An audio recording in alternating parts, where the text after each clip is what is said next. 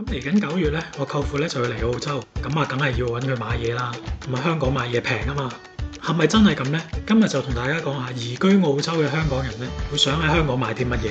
第一位肯定係咧 memory， 因為咧喺香港買 memory 咧就非常之平嘅，就算澳洲半價係唔夠香港平嘅，係唔夠香港原價平。買 memory 咧就變咗好多移居澳洲嘅香港人咧，就必定會喺香港買嘅嘢嚟嘅。第二位就係 Apple， 所以如果你係蘋果用家啦，即係好似我咁樣啦，咁你係需要一部 Mac 機嘅話咧，喺香港買過嚟咧係真係平過澳洲買嘅，就算喺澳洲退埋稅，都仲要係輸俾香港嘅。所以第二位會喺香港買嘅嘢咧就係 Mac 機。第三位即食麵都要喺香港買過嚟。咁其實咧就唔係澳洲冇呢個日清即食麵，其實我都有喺呢度買嘅。咁我仲有買其他嘅即食麵嘅，譬如辛辣麵啦，咁我都會喺呢度買嘅。咁但係咧香港嘅即食麵咧，尤其是係日清，咁咧就真係平好多嘅。如果我自己翻香港啊，又冇乜嘢買嘅話咧，咁我真係會托一箱日清嘅即食麵翻嚟嘅。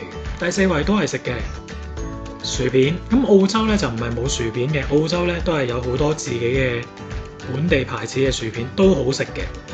咁咧，但係咧我老婆咧就好中意食熱浪嘅，咁喺澳洲嘅卡樂 B 熱浪咧都有得賣，都係 Made in Hong Kong 嘅，但係咧大約應該係1倍價錢到啦。係而家香港嘅熱浪都唔平，但係澳洲仲貴，咁所以咧如果冇乜嘢拎嘅話咧，我都會拎過嚟嘅。第五樣嘢就係乾貨啦。其實澳洲咧就唔係冇乾貨嘅，啲華人超市嗰度都有嘅，多數都係來自泰國㗎啦，咁都有 Make in China。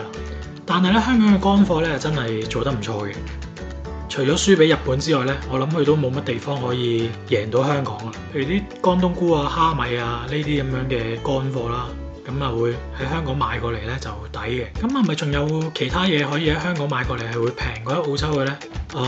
拍攝用品啊！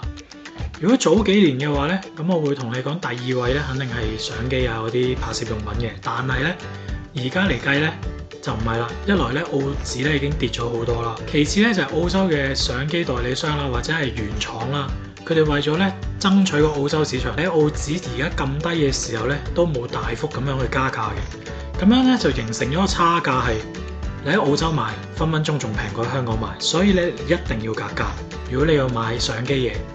但係咧，如果你要買 filter 啊嗰啲咁嘅相機嘅 accessory 嘢咧，基本上咧都係香港係有齊啦，同埋平嘅。咁當然啦，你係要識格價啦，因為你喺香港一樣都會唔小心買錯貴嘢噶嘛。如果你喺澳洲咧格清楚價咧，你一樣買到平嘢嘅。好啦，講咗咁多啦，你話喺香港要買過嚟嘅嘢，咁其實咧你喺香港帶嘢過嚟，或者唔係香港啦，你飛嚟澳洲入境嘅時候咧，其實好多嘢你係要注意嘅。咁有啲咩咧，直頭係唔可以帶入境嘅咧？毒品啦、種子啦、生果啦、動物啦，呢啲都係唔可以帶入嚟澳洲嘅。跟住就係生嘅肉啦、海鮮產品啦、植物啦，呢啲都係唔可以帶入嚟嘅。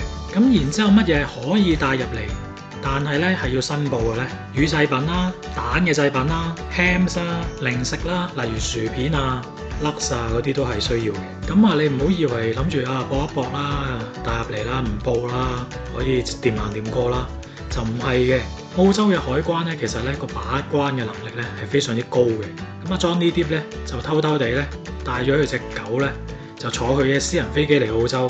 咁然之後咧就俾澳洲嘅海關咧喺之後啊，雖然佢唔係即刻捉到佢，喺之後咧就發現佢有帶隻狗嚟，咁然之後咧就告咗佢嘅，咁啊要罰錢啦又剩，咁所以咧我係唔建議大家去偷帶啲嘢過嚟。咁啊，譬如有陣時有啲人咧就話啊，我想食中藥喎，有呢一個需求，咁好唔好帶過嚟？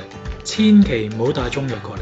第一，西人咧就唔係好了解咩係中藥嘅，咁咧可能咧佢見到你嗰啲已經磨成粉嘅，唔知係咩嘅物體咧。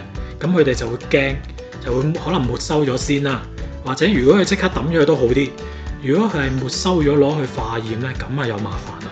咁可能之後佢會唔知有啲咩事發生啦。咁同埋啊，有陣時你話啲中藥啊，你帶過嚟咧，或者可能已經係做咗粉嘅，咁始終你唔知佢裡面有啲咩成分。咁啊，可能本身佢裡面係有違禁成分嘅。咁所以咧，我就完全唔建議大家去帶中藥過嚟嘅。咁你可能會覺得點解澳洲咁鬼麻煩嘅？呢樣又話唔帶得，嗰樣又要 check 又成，又話要申報。其實呢一樣嘢咧就唔係淨係澳洲係咁嘅。香港其實都一樣咧，有好多嘢係唔可以帶入去嘅，但係咧，只不過係啲人咧就把關不力啦，同埋咧就唔多理呢啲嘢啦，變咗先係咁嘅啫。咁而澳洲嘅把關咁厲害咧，係因為為咗保護個澳洲嘅生態。咁其實咧，自從歐洲人嚟咗澳洲之後咧，澳洲嘅生態咧係被破壞咗嘅。咁所以咧，而家係希望唔好再破壞得咁嚴重嘅啫。今次咧係同大家講住咁多先，下次再同大家講過，拜拜。